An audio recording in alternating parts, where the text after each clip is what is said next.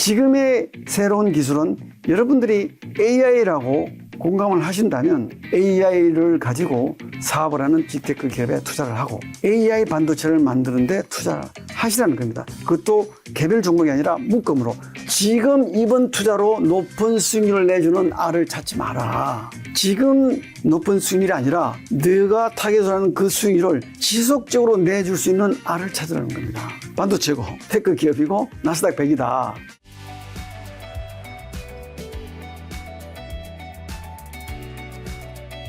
오늘 이제 ETF 시장의 아버지라 불리는 한국투자신탁운용의 이제 대표 이사님과 함께 이제 인터뷰를 하고 있는데, 운용 자산이 22조 원대를 알고 있는데, 오늘 이제 이번에 출연하신 누구나 투자로 부자가 될 수 있다 가지고 이야기를 하려고 하는데요. 앞서 말씀해 주신 것처럼 여러 가지 상품을 내는데 사람들이 그 상품에 대해서 너무 좀 단기 투자를 많이 접근하시는 건가요? 상품을 낼 때는 약간 단기 투자를 생각하면서 만드시는데. 저희가 만드는 상품들은 제가 온 이후로 주로 테크 투자에 초점을 넣습니다. 네.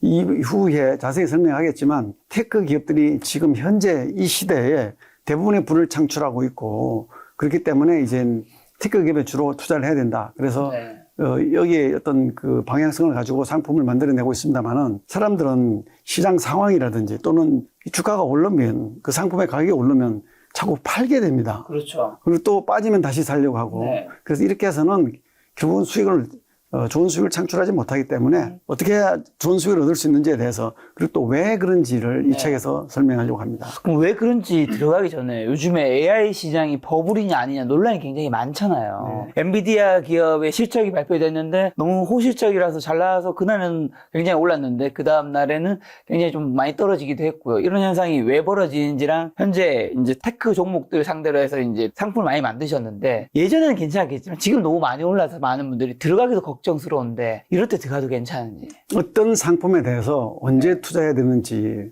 그리고 지금은 또 팔아야 되는지 사야 되는지, 그 자체에 대해서는 많은 전문가라고 하는 사람들이 연구를 하고 발표를 하고 있습니다만은 그에 대한 답은 없는 겁니다. 투자의 시점을 단기에 내가 이번 투자해서 돈을 벌겠다라는 생각을 하지 말고, 투자의 원래 이제 기본 정의가 미래의 수익을 실현하기 위해서 현재의 소비를 유발하는 행위입니다. 대부분의 투자가들은 이번에 투자해서 돈을 벌고 또 다음에 그 번 돈을 가지고 다시 투자해서 돈을 벌고 이렇게 지속적으로 나가서 수익을 창출하려고 하는데, 제가 얘기하는 것은 그럴 게 아니라, 이런 현재 투자하는 그 산업이나 또는 기업들이 미래에 좋아질 거라는 비전이 있다 그러면 그 기업에 투자를 해서 계속 가는 겁니다. 그런 차원에서 앞으로 미래의 세상을 주도할 기업들은 역시 테크 기업이니까 그 기업에 투자를 해야 된다. 그런 관점에서 말씀을 드리는 겁니다. 이미 이제 나온 것처럼 미래 특정 시점의 수익을 위해 오늘의 소비를 유보하고 자원을 다양한 자산에 배분할 시간 활용에 수익을 기대하는 행위인데, 오늘 소비를 유보해서 자산 배분에 시간 활용하고 미래 수익을 위해 투자한 것까지는 알겠는데, 그럼 이제 테크 기업이, 사람들은, 많은 분들이 AI가 지금보다 더 발전할 거라 생각하고 테크도 뭐 더 발전할 거라 생각하지만, 이게 주가가 그러면 영원히 우상향하는 건 아니잖아요. 그러니까 뭐 너무 단기 매매는 잘못된 거겠지만 그래도 언젠간 거기를 떠나야 되는 순간들이 있을 텐데. 떠나야 되는 시점은 내가 돈이 필요할 때입니다. 돈이 필요할 때고, 많은 분들이 주가가 좀 단기 이익이 나면 너무 오르지 않았나? 라는 또 뭐 버블이 아닌가 하는 우려 때문에 팔게 되는데, 제가 생각하고 있는 제 경험과 지식에 의한 성공 투자를 정의를 한다면, 성공 투자는 두 가지가 충족돼야 합니다. 즉 뭐냐면 방향과 시간이 되겠는데, 방향이라고 하는 것은 어디에 투자할 것이냐, 투자 대상의 선정이 되겠습니다. 투자 대상의 선정은 논리적인 부분이 되겠습니다. 그 다음에 투자한 이후에 시간의 경과에 발생하는 변동성을 이겨낼 수 있어야 됩니다. 변동성을 이겨낸다고 하는 것은 감정적인 부분이 되겠습니다. 다시 말하면 투자 대상, 즉 어디에 투자할 것이냐 하는 것은 어떤 세상의 변화, 세상의 흐름, 우리가 어떤 세상에 살고 있는지에 대한 이해가 필요한 것이고요. 이 부분은 철저하게 논리적인 부분입니다. 두 번째, 내가 투자를 한 이후에 그 투자한 대상의 가격이 오르락내락하기 때문에 사람은 심리적으로 흔들릴 수밖에 없습니다. 그렇다면 사전에 이 주가가 또는 가격이 오르락내락하고 변동성을 가지고 있다는 것을 이해하고 있다면 훨씬 견디기가 쉽습니다. 그래서 세상 만사가 꼭 논리적인 부분만으로 이루어지고 감정적인 부분만으로 이루어지지 않았듯이 두 가지 다 결합되어 있듯이 투자도 똑같은 것입니다. 그럼 그 중에서 논리적 대상인, 논리적 부분인 투자 대상 선정은 어떻게 하는 것이냐. 결론부터 말씀드리면 미래 성장의 장기 투자라는 겁니다. 그러면 미래 성장은 어디에 있느냐? 테크 기업에 있습니다. 그죠? 그리고 또 이 변동성을 이겨내기 위해서는 개별 종목에 투자하면 굉장히 더 많이 흔들릴 수 있는데 그 개별 종목이 아니라 여러 개의 종목을 묶어놓은 ETF로 투자하면 변동성을 구조적으로 이기는데 그렇죠. 도움이 됩니다. 네. 물론 ETF를 한다고 해서 완전히 변동성을 이길 수 있다는 얘기는 아닙니다. 훨씬 개별 종목보다는 덜 흔들릴 수도 있다는 얘기가 되겠습니다. 지금 가장 적합한 투자 대상이 테크라고 보신다는 건가요? 당연합니다. 테크가 아닌 쪽도 많잖아요. 뭐 바이오도 있고 2차 전지도 있고 엔터도 있고. 그 부분에서 말씀을 드리겠습니다. 투자를 인류가 발전해온 역사와 함께 한번 살펴본다면 네. 인류의 진보는 기술의 발전과 함께 해왔습니다. 큰 예를 든다면 불의 발견이 있습니다. 그죠? 불이 나온 다음에 인간들은 음식을 익혀 먹게 되었습니다. 익혀 먹게 된다는 것은 소화를 하는데 시간이 날로 먹는 것보다 9분의 1밖에 들지 않는다고 합니다. 그럼 그 나머지 시간에 대해서 두뇌 활동이라든지 여러 가지 활동을 할 수 있게 되고요. 또 불이 나온 다음에 추위에서 이겨낼 수가 있었습니다. 그 다음에 큰 기술이라는 게 뭐냐면 농업혁명을 예를 들 수 있습니다. 농업혁명이라고 하는 것은 그전에는 수레보로 떠돌이 생활을 하다가 정착 생활을 가능하게 해 주었습니다. 정착 생활을 하게 되니까 계급이 생기고 국가도 생기게 됐습니다. 그때 하나의 진보가 되는 거겠죠. 그 이후에 큰 기술을 본다면 뭐 활자도 있고 화약 여러 가지 있겠지만 이 투자와 관계되는 것을 하나 예를 든다면 전기기관의 발명이 있겠습니다. 그죠? 전기기관이라고 하는 것은 우리 동력인데 기존에는 동물의 힘이나 사람의 힘, 자연의 힘을 이용해서 동력을 만들어냈지만 이제는 인간이 그 기술을 전기라는 그 기술을 통해 가지고 동력을 만들어낼 수 있기 때문에 큰 변화가 생겼던 겁니다. 그 다음에 우리가 말할 수 있는 큰 기술이라고 하는 것은 전기의 발명이 되겠습니다. 전기의 발명 이후에 비로소 세상은 제조업이 주도하게 된 겁니다. 대부분의 기업들은 전기를 활용해서 생산을 하게 된 겁니다. 그래서 전기의 발명은 그만큼 큰 세상의 변화를 줬고 제조업이 융성하게 됐는데 그 전기의 발명으로 제가 보기에는 2000년 전까지 세상이 그 제조업이 주도를 해왔고요. 그 이후에 이제 에너지 차원에서 본다면 전기 외에는 원자력이 나오는 겁니다. 그죠? 그리고 전기의 발명에서 하나 파생될 수 있는 부분이 뭐냐면 인터넷이라는 새로운 기술이 나왔고요. 그 다음에 여기에 가장 우리가 살고 있는 이 세상에서 가장 새로운 기술이라고 할 수 있는 것이 AI가 되겠습니다.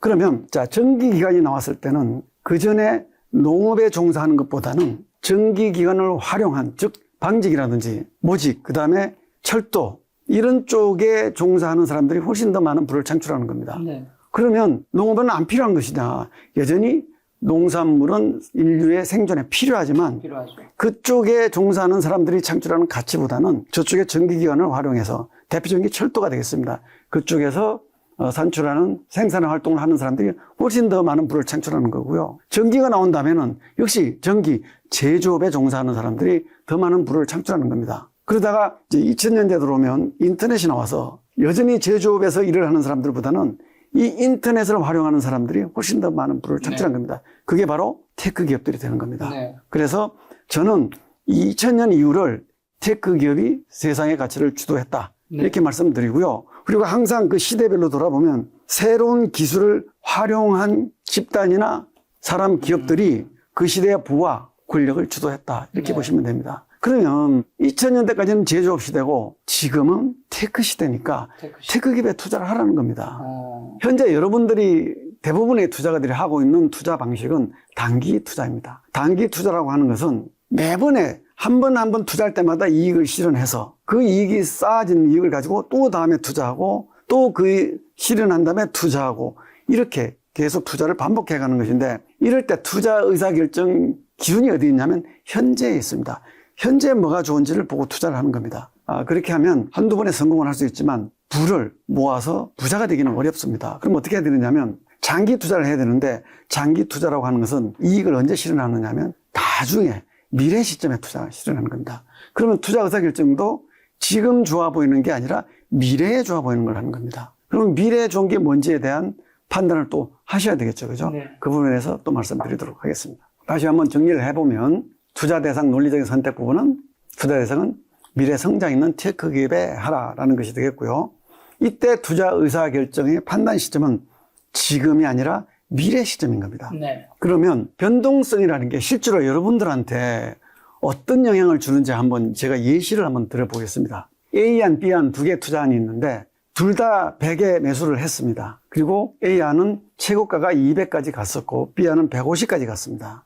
그리고 현재는 A안은 150에 내려와 있고 B안은 140에 와 있습니다. 그죠? 그러면 A안은 투자 수익률이 50%입니다. 150이니까 100에 네. 사서 B안은 40%입니다. 네. 그런데 A안은 고점이 200에서 150까지 내려왔기 때문에 50이 빠졌습니다. 이런 거를 고점 200에서 150까지 내려왔으니까 빠진 50을 200으로 나눠줘서 25%가 되는데 이런 거를 그 투자에서는 MDD라고 합니다. 맥시멈 드로다운. 25%고 B안은 150에서 10이 빠졌으니까 150분의 10 하면 6.7%가 됩니다. 즉 최대 낙폭이라고 하는 거죠. 최대 낙폭입니다. 예, 네. 최대 낙폭. 이게 최대 낙폭이 크면 클수록 투자가들은 못 견디겠죠. 못 견딥니다. 왜 그러냐면 논리적으로 보면 A안의 수익률이 50%고 B안이 40%이지만 네. 사람들은 취득 원가가 100이라서 내 본전이 100인데 심리적으로는 고점이 본전이 됩니다. 김 작가님도 투자해 보셨죠? 그렇죠. 그죠?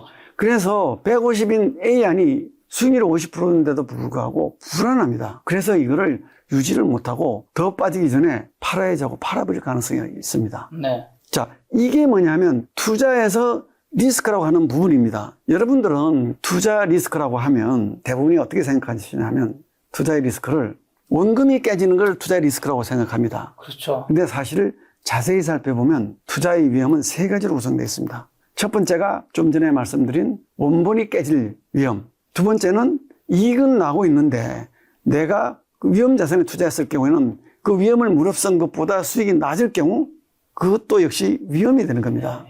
여기까지는 여러분들이 이해하실 수 있는데 세 번째가 진짜 중요한 위험입니다. 그게 뭐냐면 기대 수익보다 수익이 더 나고 있음에도 불구하고 변동성이 커서 이익을 실현해버리고 중도에 투자를 포기할 가능성. 그렇죠. 이게 굉장히 여러분들이 인지하지 못하는 리스크입니다. 물론 이제 나 많이 먹고 팔았는데 뭐가 어때서 라고 생각하실 수 있지만 제대로 된 투자라면 그렇게 이익을 계속 실현해서 가면 큰 돈을 모으기는 어렵습니다. 그래서 앞에서도 말씀드렸습니다만 투자를 한번 하셨으면 장기적으로 들고 가야 되는데 그렇죠. 그러려면 이런 위험에서 흔들리면 안 되는 겁니다. 다시 말하면 이렇게 위험이 변동성이 크구나 하는 걸 사전에 이해해야 되고 또 이거를 심리적으로 이겨낼 수 있어야 되는 겁니다. 자, 그럼 왜 이게 중요한지 제가 한번 예를 들어 보겠습니다. 여러분들이 한 번 투자해서 성공하고 두 번 투자해서 성공하고 세 번 투자해서 성공해도 네 번째에서 큰 손실을 보게 되면 앞에 이익이 다 날아갑니다. 더 쉬운 예를 들겠습니다. 첫 번째 투자에서 100%의 수익이 나고 그 다음 투자에서 50%의 손실이 나. 나는 그런 투자를 반복해서 하면 먹을 때는 더블, 깨질 때는 50%. 언뜻 생각하면 이익이 날 것 같지만 사실은 제자리입니다. 그 반대로 50% 손실 나고 100% 이익이 나도 제자리입니다. 자, 100에 투자하셔서 더블이 나면 200이 됩니다. 거기서 50% 손실이 나면 그냥 제자리에 돌아오는 겁니다. 무슨 얘기냐면 장기적으로 부자가 되기 위한 투자는 이익과 손실이 나는 투자가 계속 반복해서 섞여 나와버리면 투자가 어렵습니다.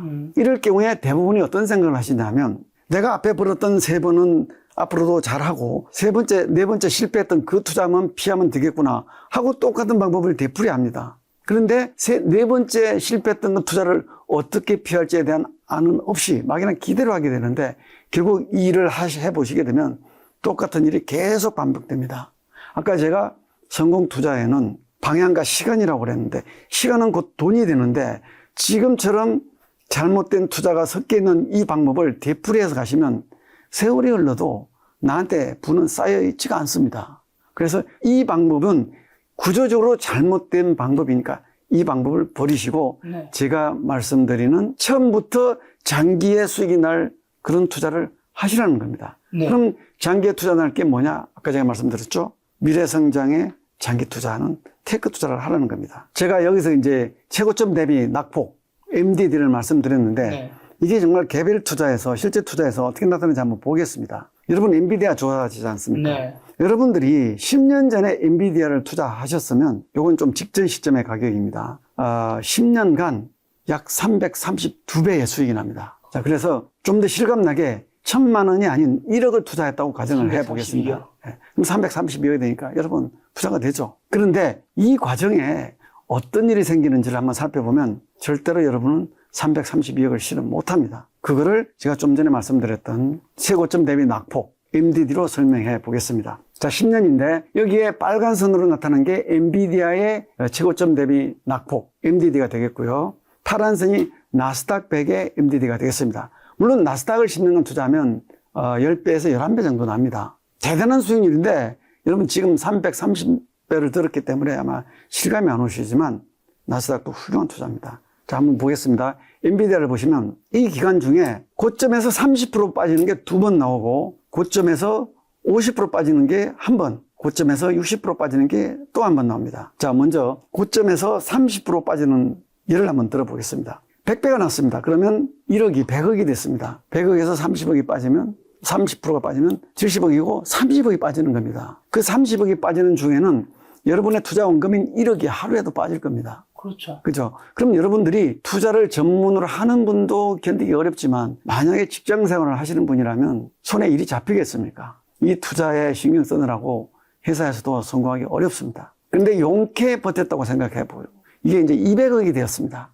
그때 MDD가 60%가 나온다고 가정을 해보면 실제로 한번 나왔으니까 어느 시점에 나왔느냐면 여기에 보시면 요즘에 나오는데 대충 한 200억 좀 갔을 때 나오지 않았을까 싶습니다. 자, MDD가 60%라는 얘기는 120억이 빠지는 겁니다. 이게 한 번에 빠지는 게 아니라 꽤 긴 기간 동안 빠지는 겁니다. 그럼 여러분 완전히 거의 미치는 겁니다. 30% 빠지는 걸 용케 이겨내셨는데 60%가 빠질 때까지 매일 여러분은 오늘은 어떡하지 하고 고민을 하실 겁니다. 그리고 머리도 막 집어뜯고 난리를 필 텐데 아마 거의 다 파실 겁니다. 용케 이겨냈다고 가정을 하겠습니다. 그러면 또 50%짜리 또 한 번 더 기다리고 있어요. 이게 순서는 섞여 나오니까 이 일이 벌어지면 아마 여러분들은 심한 자책감과 내가 얼마나 어리석은지 욕을 할 겁니다. 그리고 이때쯤 되면요, 무슨 일이 벌어지냐면 30% 빠지고 50% 빠지고 60% 빠질 때 여러분 스스로 혼자도 견디기 힘든데 언론에서 왜 빠져야 되는지 누가 봐도 합리적이고 논리적인 얘기를 써댈 겁니다. 네. 지금 AI 버블이라는 얘기 빠져서 여러분도 불안한데 언론에서 그게 왜 버블인지 그 합리적인 이유를 찾아서 보여주고 있는 겁니다. 이게 맞다 틀리다는 얘기는 나중에 하겠습니다. 그 여러분 못 견딥니다. 그죠? 여러분 속이 썰이는데 소금을 계속 갖다 뿌리는, 그죠? 공감이 갑니다. 그래서 개별 종목에 투자하면 못 견디는 나스닥에 투자하고 계신다면 어떤 일이 벌어지냐? 나스닥이 망하면 미국이 망하는 거니까 망하지는 않지 않겠어 하고 기다릴 수가 있습니다. 그래서 엔비디아만큼은 나지 않지만 나스닥은 좀 부족하다 그러면 빅테크도 있습니다. 빅테크는 10종목이니까 훨씬 수익률도 기대 수익률도 높고 또 견디기는 나스닥보다는 변동성이 더 큽니다. 그 다음에 이제 나중에 다른 제가 추천하는 반도체 이런 것들도 있습니다. 그래서 개별 종목은 결과적으로는 좋긴 하지만 실현 가능성 면에서는 확률이 떨어진다. 그 얘기를 하고 싶습니다. 저는 굉장히 공감이 갑니다. 왜냐하면 엔비디아를 예를 들면 아까 말씀해 주신 것처럼 1억에 샀어도 이렇게 보면 단순하게 332배지만 이때까지 가지고 있는 사람 없잖아요. 솔직히 까놓고 얘기해서. 있을 수 있습니다. 있다면 어떤 일이 벌어지는지 한번 그 전 화면을 가보시면요. 이런 고비들을 특히 마지막 시점에 한 30% 될 텐데 저때 30%는 엄청나게 큰 금액이 왔다 갔다 하는 거거든요. 엄청나겠죠. 여기까지 견뎌내면 여러분들 속이 까맣게 타서 마지막 330억을 지고 부자가 되는 게 아니고 환자가 됩니다. 제 말 믿으셔도 됩니다. 환자. 여러분 부자가 되려고 하다가 환자가 되는 겁니다. 그래서 포트폴리오, 즉 ETF처럼 이렇게 묶음으로 해라. 네. 자, 그리고 또 한 가지 짚고 넘어가고 싶은 것이 여러분들은 지금 대부분의 이런 투자를 하고 있습니다. 시장에 대한 전망과 예측을 가지고 투자를 많죠. 하고 있습니다. 그래서 주식 투자 방송이 핫한 거 아닌가요? 전망은 늘 바뀌고 예측은 늘 틀리고 또 맞는 사람도 생기고. 자, 여러분들이 투자 경험이 좀 있으시다면 전망에 의한 투자 결과가 어땠는지 한번 물어보고 싶습니다. 전망은 맞거나 틀리거나 결과적으로 보면 50% 확률이 안 됐을 겁니다. 그러면 전망이나 예측이 과거 어땠는지 사례를 한번 보겠습니다. 앨런 그린스펀은 1990년대 전 세계 금융의 대통령이었습니다. 그렇죠. 96년 12월 5일인가 어디 행사에 초청을 받아가서 이 사람이 지금 주식시장에 대해서 뭐라고 얘기했냐면 나스닥 시장에 대해서 irrational exuberance라는 표현을 썼습니다. 비이성적 과열이라고 했습니다. 세계금융의 대통령이 이런 얘기를 했습니다. 그리고 2000년까지 약 4년간 291%가 올랐습니다. 그죠? 여러분이 앨런 그린스펀의 얘기를 듣고 파셨다면 4년간 290% 약 3배 오른 동안 그냥 있었을 것 같습니까? 또 다시 들어가서 진짜 버블 올 때까지 또 터지는 겁니다. 이런 얘기들을 따라가는 게 맞지 않다는 겁니다. 그리고 마이클 볼이 딱 한 번 제대로 맞힌 겁니다. 그죠? 그리고 또 누가 있습니까? 우리 유명한 짐 로저스 같은 분들, 그 다음에 닥터 루비니 같은 분들, 닥터 둠. 이렇게 전망이나 예측을 한 분들 중에 아주 유명한 분들이 많지만 그분들의 명성은 대개 한 번의 예측이 적중한 걸로 그 명성을 누리고 있는 겁니다. 그리고 오늘날 유튜브에 많은 분들이 시장에 대한 전망을 하고 있습니다. 지금이 고점일까 아닐까? AI가 버블일까 아닐까? 여러분들, 그분들의 얘기가 맞기도 하고 틀리기도 합니다. 그런데 여러분들은 불안하니까 그 얘기에 의존하고 싶겠지만 실제로 그분들의 시장의 전망은 전혀 이런 분들 투자에 도움이 되지 않습니다.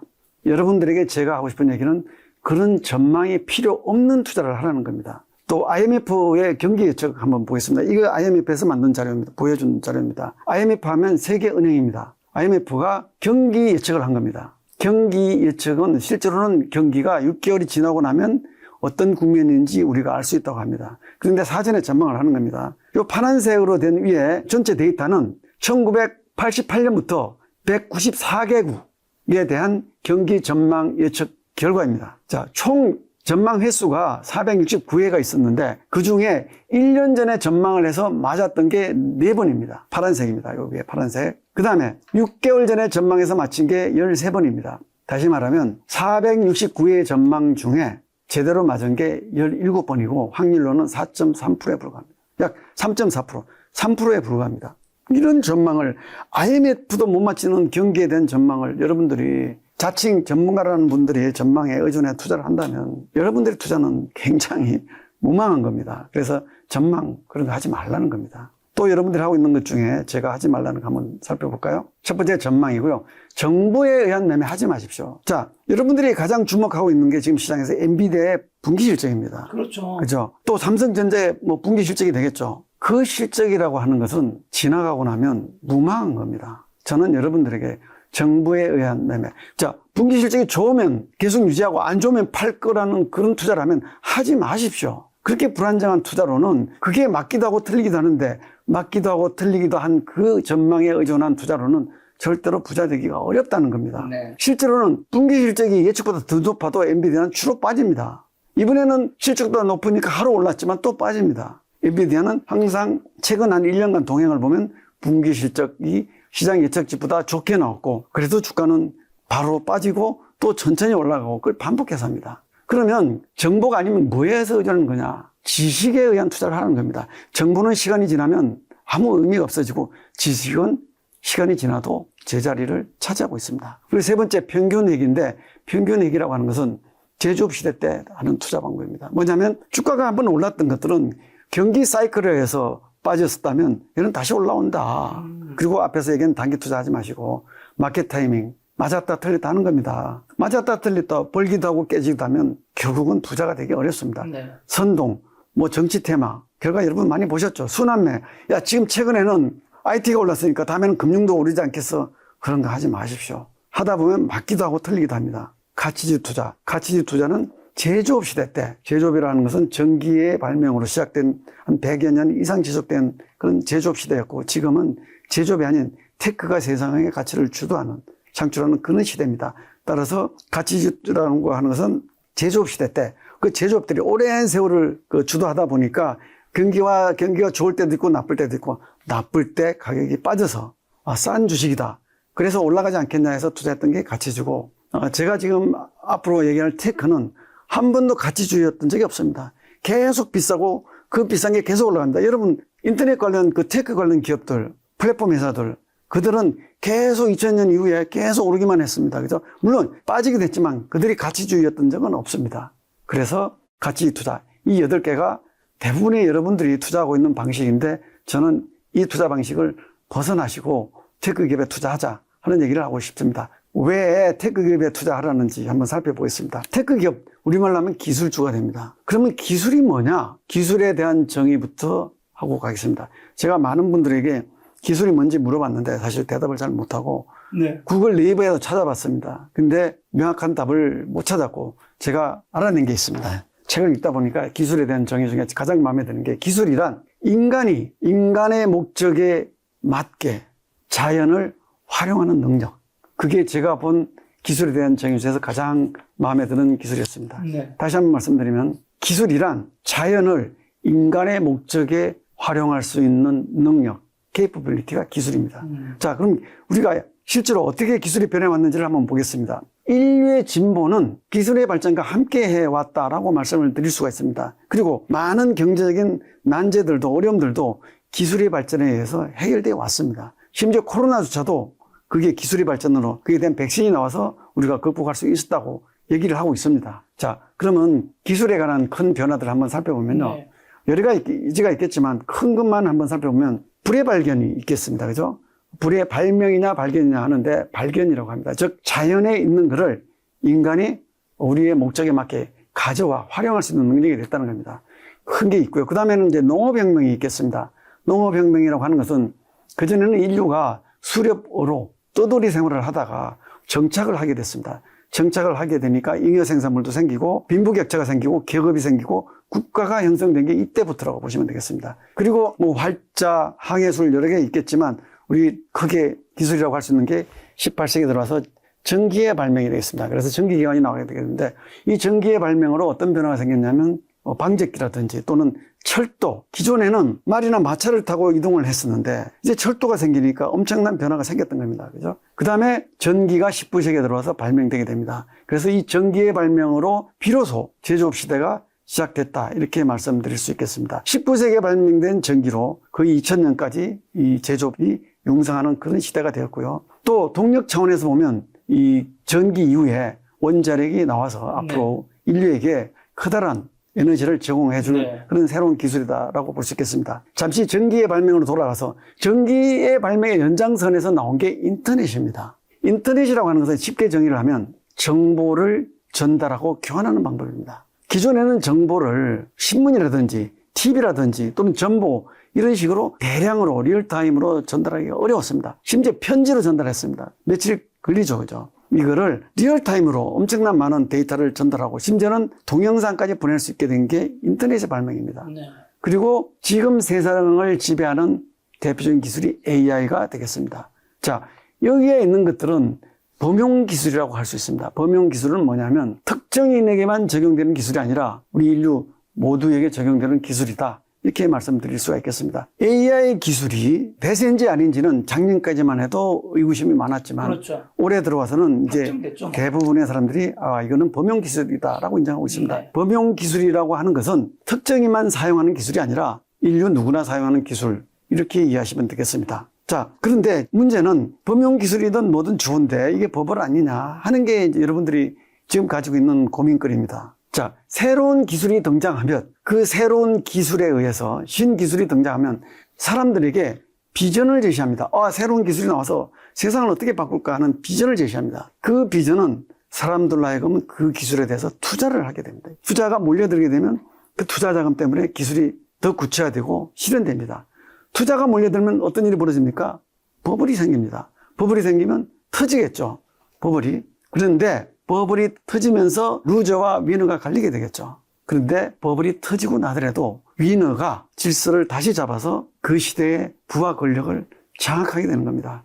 그게 항상 그래왔습니다. 자, 전기기관에 돌아가 볼까요? 전기기관이 발명된다면은 이 시대 때 대표적인 비전이 어디에서 나왔냐면 철도에 나왔습니다. 네. 기존에는 마차나 말을 타고 이동하던 것들이 철도를 통해서 엄청난 대량의 물건들을 이동할 수 있게 되고 멀리 가게 됐습니다. 그래서 이 비전에 의해서 철도에 많은 사람들이 몰려들어서 철도 사업을 하게 됐습니다. 그러니까 버블이 형성되고 물론 철도가 중복 투자가 일어나서 버블이 일어나고 많은 회사들이 망했습니다. 그런데 그 기업 중에 살아나는 기업이 다시 그 철도 시대를 부를 장악하게 되고 권력을 장악하게 되는 그런 결과가 왔습니다. 여기 US 레일로드, 유니온 패시픽 뭐 이런 것들 써놨습니다. 많은 사라진 회사들은 다 갔고요. 살아남은 회사들이 불을 창출합니다. 그러면 어떻게 투자를 해야 되느냐? 개별 기업에 투자하면 망한 기업에 투자할지 실패한 기업에 투자할지 알 수가 없습니다. 그래서 이 묶음에 투자를 하는 것도 그 산업에 지금은 ETF라는 게 기술 주도 기업들의 묶음으로 투자할 수 있게 할 수 있는 게 테마 기업에 대한 투자를 많은 분들이 우려를 하고 있지만 사실은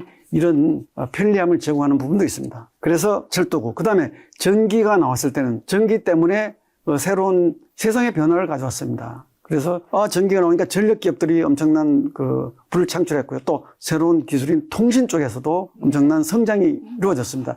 물론 이 기업 중에서도 처음에 제시한 비전 때문에 돈이 몰려들고 버블이 생기고 터지고 루저와 위너가 갈렸습니다. 그렇죠? 그래서 이 당시 살아남은 기업 중에 성공 기업이 AT&T, 에디슨 이런 기업들이 있습니다. 그리고 사전에는 AT&T가 남을지 에디슨이 남을지 사실은 굉장히 어려운 과제일 수도 있습니다. 그래서 여기에 테마에 투자를 한다면 결국은 이들이 버블이 터졌을 때 고통을 겪지만 다시 그 불을 창출해 간다는 겁니다. 인터넷이 되겠습니다. 세 번째.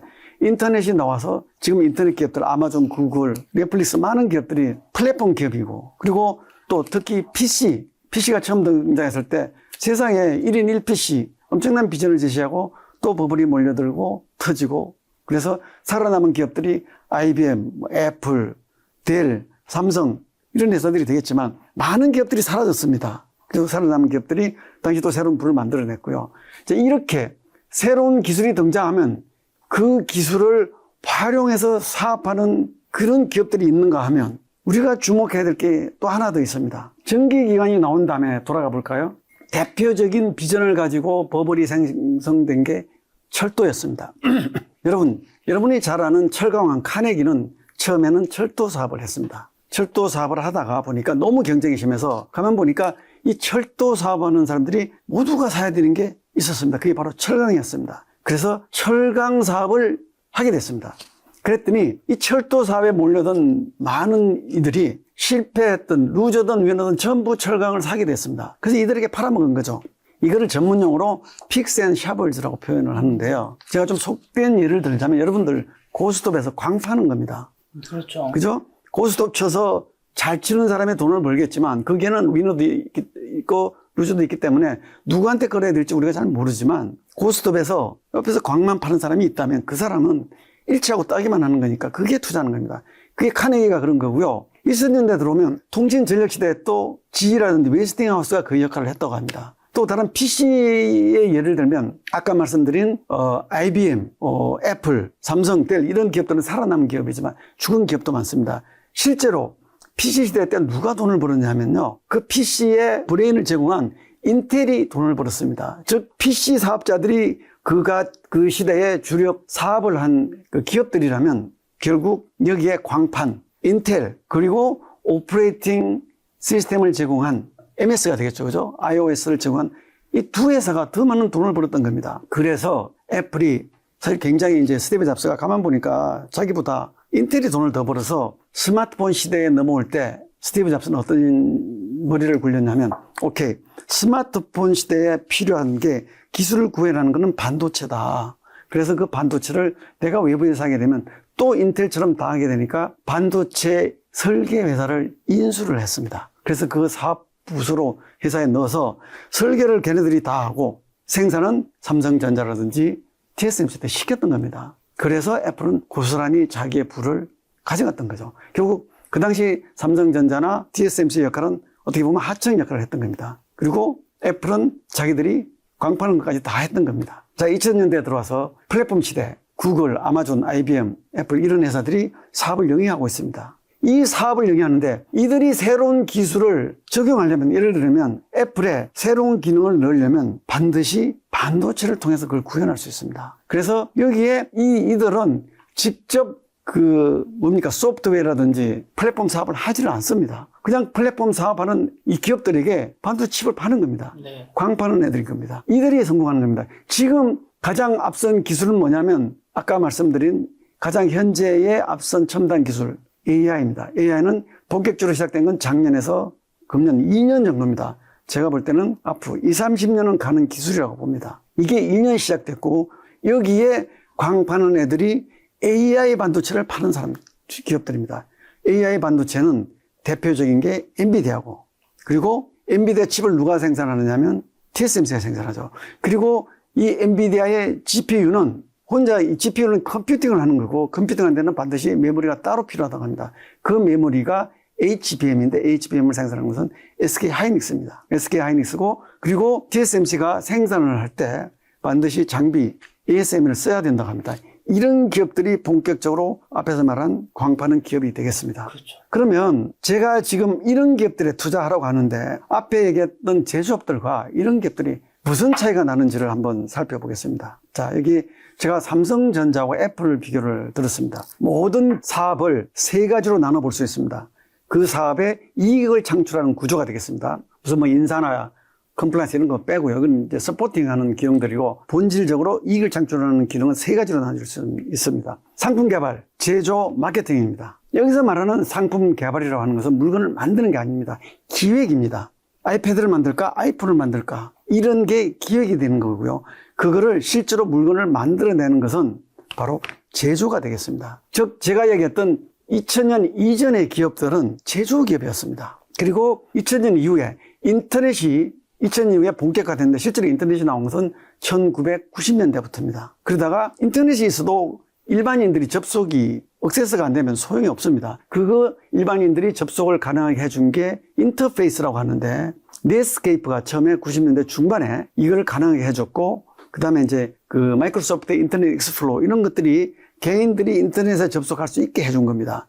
그래서 기업들이 개인들 상대로 비즈니스를 본격적으로 할 수 있었던 게 2000년이 되는 거고요. 이 90년대 이게 나오고 넷스케이프가 상장되고 그러니까 야, 인터넷이 앞으로 세상을 바꿔가는구나 하는 비전 때문에 돈이 몰려들게 되고 버블이 생겨서 터졌습니다. 2000년에. 터져서 기업들이 엄청나게 손실을 보게 됐지만 다시 그 기업들이 1000배 또는 심지어는 수만 배까지 올라서 오늘날을 가고 있는 겁니다. 그래서 제가 여러분께 말씀드리고 싶은 것들은 이거를 피하려고 든다고 해서 아까 앨런 그린스팬 말씀드렸지 않습니까? 네. 피하기 어렵습니다. 그리고 여러분들이 생각할 때 버블이 터지지 않습니다. 여러분들이 경험 많이 해보셨겠지만 시장에 여러분들의 직관은 그냥 안 맞는다고 생각하시고 버블이 터지더라도 망하지 않는 투자를 하고 있다면 좀 고생은 하시겠지만 버블이 지나고 나면 역시 대표적인 기업들이 살아가는 것이니까 그 시대의 가장 앞선 기술을 활용하는 기업들 하나가 아니라 그 지역 기업들의 대표적인 기업들의 묶음에 투자를 하시는 겁니다. 그 묶음들을 만들어 놓은 것들이 ETF로 나와 있고요. 지금 AI 시대 때 그 AI를 활용한 기업을 하는 활동을 하는 회사들이 빅테크들입니다. 여러분 다 아시잖아요. 그죠? 빅테크들이 여기에 가장 많은 기대와 투자를 하고 돈을 쓰고 있습니다. 그리고 이들에게 아까 제가 쉬운 표현으로 광 판다고 했는데 광을 파는 기업들은 AI 반도체를 파는 애들입니다. 자, 그러면 여기에서 보시는 것처럼 테크 기업들은 물건을 만들지 않습니다. 아마존, 구글, 애플, 엔비디아, 또 뭐 마이크로소프트 안 만듭니다. 그들은 무슨 일을 하느냐면 상품 기획 개발만 하는 겁니다. 그리고 또 그들이 열심히 하는 게 있습니다. 마케팅을 합니다. 엔비디아, 앨런 머스크나 이런 사람들이 물론 일부 제조도 하고 있지만 그들은 굉장히 훌륭한 마케터입니다. 스티브 잡스 훌륭한 마케팅입니다. 그들이 시장에게 방향도 제시해주고 그들이 나와서 얘기하는 거는 마케팅 활동을 하는 겁니다.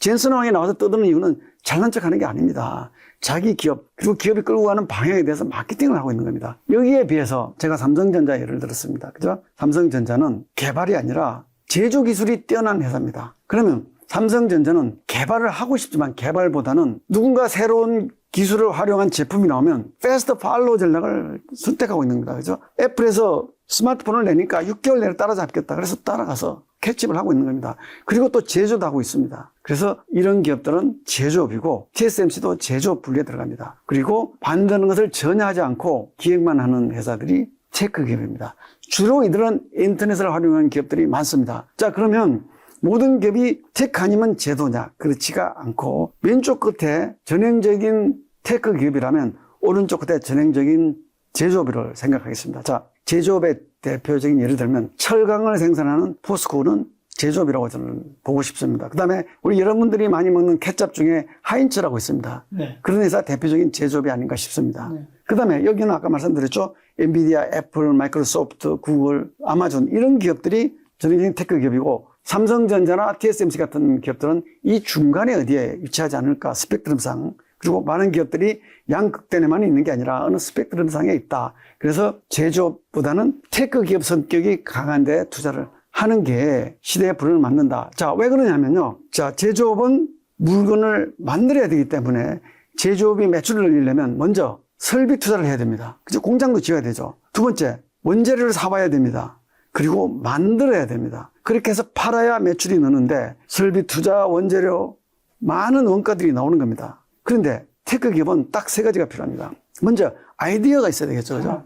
사람, 아이디어가 있어야 되고 두 번째, 그 아이디어를 구현하기 위한 컴퓨터가 있어야 됩니다. 컴퓨터 돌리려면 뭐가 필요하죠? 전기가 필요한 겁니다. 전기가 필요하다는 얘기는 어떻게 보면 약간 좀 해학적인 표현입니다. 그 외에는 다른 게 필요하지 않습니다. 그래서 이 테크 기업들의 스토리를 보면요. 대개 출발이 어디냐면 차고에서 많이 출발합니다. 공장 설비를 짓는 게 아닙니다. 그래서 이런 기업들 이미 세상을 주도하는 기업들에 투자를 하는 것이고 지금의 새로운 기술은 여러분들이 AI라고 공감을 하신다면 AI를 가지고 사업을 하는 빅테크 기업에 투자를 하고 그리고 그게 광파는 AI 반도체를 만드는 데 투자를 하시라는 겁니다. 그것도 개별 종목이 아니라 묶음으로 그 묶음을 만들어 놓은 게 빅테크 투자. 저희 이제 한투 같은 경우는 에이스 빅테크 탑 7이 있고요. 그 다음에 그 반도체는 에이스 글로벌 반도체 탑 4라는 게 있습니다. 그 다음에 이런 기술주의 전반적인 이보다 더 훨씬 더 큰 범위에서 묶어놓은 게 나스닥 100이 있겠습니다. S&P도 훌륭한 지수입니다. 미국 투자 그러면 대표적인 지수가 S&P 500 지수인데 S&P는 아직은 제조업이 좀 더 많은 지수입니다. 그래서 테크 기업에 대한 투자에 좀 더 집중한다면 저는 S&P보다는 나스닥 100이 좀 더 테크 오리엔티드 됐다 이렇게 말씀드릴 수가 있겠습니다. 여러분들이 테크 기업에 대한 이해도 되셨고 네. 제조업에 대한 이해도 되셨습니다. 자, 그러면 구체적인 상품 단으로 한번 넘어가서 볼까요? 좀 전에 제가 제조업과 테크 기업 간단하게 말씀드렸는데 좀 더 구체적인 수치로 한번 살펴보겠습니다. 연하게 파란 색깔 보이시죠? 요게 S&P 500 성과입니다. 1965년부터니까 60년간 성과가 되겠습니다. 그리고 그 회색 19.9% 요게 워렌 버핏의 성과가 되겠습니다. 여러분들이 알고 계신 가장 위대한 투자가는 워렌 버핏입니다. 네. 저도 그 말에 공감을 합니다. 워렌 버핏은 위대한 투자가이고 지금 우리가 알고 있는 역대 어떤 투자가보다도 훌륭한 성과를 만들어내신 분입니다. 그런데 저는 이분은 제조업 투자의 대가라고 생각합니다. 이분의 성과는 2000년 이후에는 제가 2000년이라고 그냥 구분을 할 뿐이지 정확하게 몇 년이라고 하기는 어렵습니다. 근데 대체로 인터넷이 새로 무장해서 세상의 변화를 구체적으로 가져온 건 2000년 정도라고 보면 될 것 같습니다. 그리고 인터넷 관련 기업들이 플랫폼과 관련 기업들이 주가가 상승하기 시작한 게 2000년에 법을 터진 이후부터니까 대체로 2000년 후반, 2001년 정도라고 보시면 되겠습니다. 50년 성과가 워렌 버핏과 S&P 500은 연평균 9%가 차이 납니다. 60년 성과입니다. 60년간 연평균 9%면 한 몇만 프로 차이가 날 겁니다. 엄청난 성과입니다. 연평균 수익률입니다. 과거 50년 봐도 차이가 많이 나죠. 거의 한 9% 차이 납니다. 그죠? 40년도 몇 프로죠? 5% 차이 납니다. 그런데 과거 30년으로 들어오면 파랗게 나타나는 게 있습니다. 이거 14.1%. 이게 나스닥입니다. 나스닥이 S&P보다 몇 프로입니까? 이거 3.1% 네. 수익률 더 났죠. 여기 워렌 버핏입니다. 워렌 버핏하고 S&P 500 보면 여전히 워렌 버핏이 잘하셨지만 나스닥에 못 미칩니다. 과거부터 현재로 다가올수록 예. 워렌 버핏이 S&P 500보다 조금 더 높거나 낮아진 경향도 있고 근데 나스닥이 전반적으로 S&P 500이나 워렌 버핏보다 더 높은 거네요. 제가 이 말씀 드리는 것은 워렌 버핏의 위대한 투자 성과를 폄하하려는 게 아니라 여러분들이 투자 성과가 답답해서 하는 얘기입니다. 저는 여러분들이 유튜브나 이런 데서 투자가 교육을 하고 있는 분들이 조금만 공부를 해보면 금방 할 수 있는 건데 아직도 워렌 버핏 주가가 조금만 빠지면 역시 워렌 버핏이 옳았다 이런 얘기를 하고 있습니다. 제가 보기에는 지금부터 주가가 30% 빠져도 워렌 버핏이 현금 비중이 제가 얼마인지 모르겠지만 한 50% 된다고 보면 50%라고 가정하면요. 지금 이미 한 달쯤 전인가 S&P 500 대비 금년에 18% 이상 언더퍼폼하고 있습니다. 얼마가 더 빠져야 비슷해질 것 같습니까? 여러분 지금은 이 제가 말씀드린 2000년 이후 기술주가 세상을 주도하는 시대입니다. 이 나스닥 100만 하더라도 이런데 여기에 빅테크 탑 7이라든지 그러면 반도체 탑 4가 들어오면요. 이거는 그냥 여기 이 표에 그릴 수가 없습니다. 그러면 나스닥 100하고 빅테크 탑 7이 수익이 더 좀 그거 투자하지. 왜 나스닥 100 하느냐. 변동성의 크기가 다릅니다. 여러분들이 견디기가 쉽지 않을 수 있습니다. 자, 이것만 투자하셔도 연평균 19%, 17%, 17%, 13%, 14%인데요. 엄청난 투자 수익률입니다. 이게 여러분들의 미래의 부를 만들어주고 부자를 만들어줄 수 있습니다. 여러분 연평균 15%면 부자 안 될 것 같습니까? 시간만 쓰시면 부자가 됩니다. 그러면 구체적인 상품을 하나 가지고 말씀드려 보겠습니다. 에이스 글로벌 반도체 탑4 플러스네요. 예, 에이스라고 하는 것은 제가 한투 운용에 가서 ETF 브랜드 네임입니다. 글로벌 반도체 탑4는 대표님이 처음 만드셨나요? 예, 제가 와서 원래 킨덱스라고 있었는데 이름을 바꿨습니다. 에이스. 이 하나하나 풀어서 보면 클라이언트 엑스퍼트. 한투 운용은 투자의 전문가다.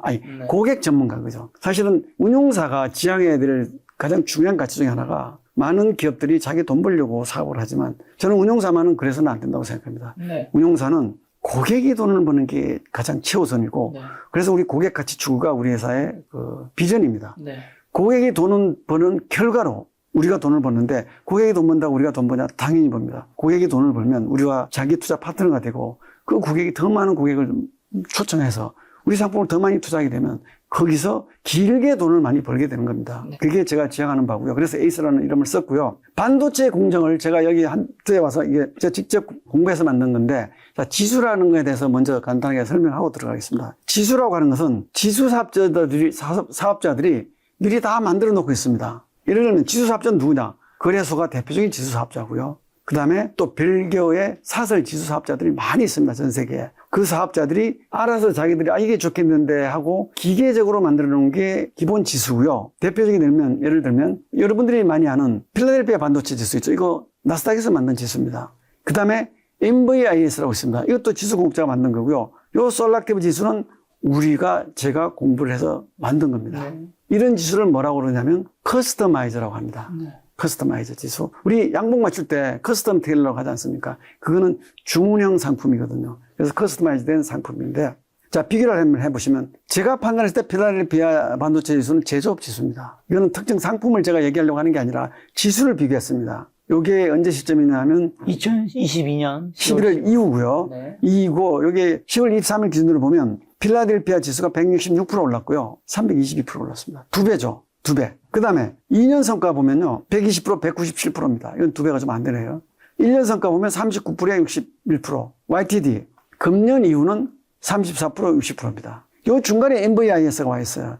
요 MVIS는 제가 전 직장에 있을 때 다른 회사가 먼저 필라델피아 지수를 만들어서 제가 할 수 없이 다른 회사 지수 공급자가 만드는 요걸 ETF로 만들었고요. 여기 와서는 제가 이거 보통 이제 ETF 운용사들이 자기들이 하고 싶으면 기존의 지수를 보수를 낮춰서 상품을 냅니다. 저는 그런 일을 하지 않습니다. 그래서 직접 반도체에 대한 공부를 하고 또 NLC도 만나보고 반도체 전공하는 분들도 만나서 얘기를 들어보고 이렇게 만들었는데 어떻게 해서 이 4개 종목이 들어갔냐면 반도체 공정이 8단계로 나눠져 있습니다. 그 8단계에 굉장히 어렵고 직관적이지 않아서 그 8단계를 4단계로 축약을 했습니다. 그래서 4단계가 뭐냐면 반도체는 먼저 메모리가 있습니다. 메모리는 우리가 소설로 치면 빈 블랭크 노트가 되겠습니다. 빈 공책. 거기에 소설을 쓴다면 무슨 내용을 써야 될지 설계가 있습니다. 그게 설계 비메모리가 되겠고요. 그 다음에 내가 소설을 썼으면 공책에다 인쇄를 해야 되지 않겠습니까? 그게 반도체는 파운드리입니다.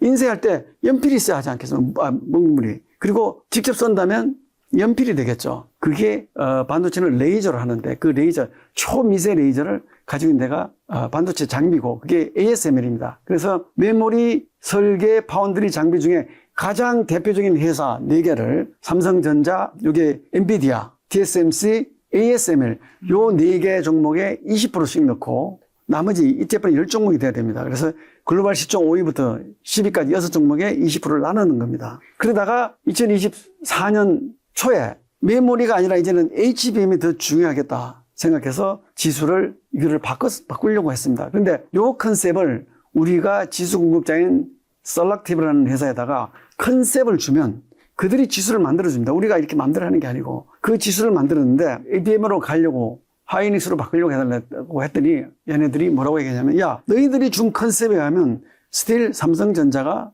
메모리에서는 왕이다. 그러니 못 바꿔주겠다. 그래서 저희가 계속 6개월간 설득을 해서 그리고 HBM을 뜨기 시작해서 마침내 7개월 만에 바꿔줬습니다. 그게 작년 2024년 7월에 바꿨습니다. 그래서 메모리에는 하이닉스, 비메모리에는 엔비디아, 파운드리에는 TSMC, 장비 ASML에 20%씩 넣고 이게 이제 주가가 오르락내리면 웨이트가 바뀝니다. 그러다가 주기적으로 다시 20%에 맞춰집니다. 나머지 시총 5위부터 10위까지 20% 넣은 게 글로벌 반도체 탑4입니다.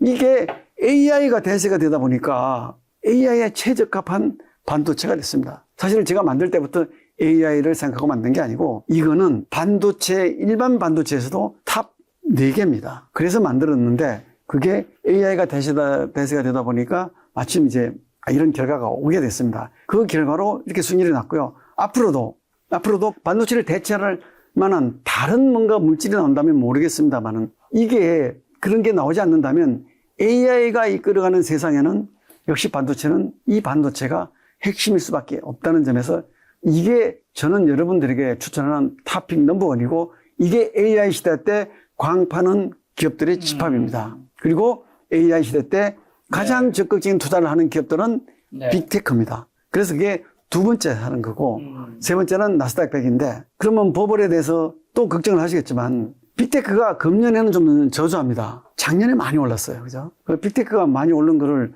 왜 많이 올랐나 봤더니 금년에 우리 시장 오른 거에 60, 70%가 삼성전자하고 하이닉스라고 하지 않습니까? 미국도 마찬가지입니다. 이 보시면 이 빅테크가 주가 상승의 대부분을 차지하고 있는데 요거 좀 더 길게 2025년, 15년부터 10년간 봤더니 2019년 이후 아까 제가 빅테크 시대가 2000년부터라고 했지 않습니까?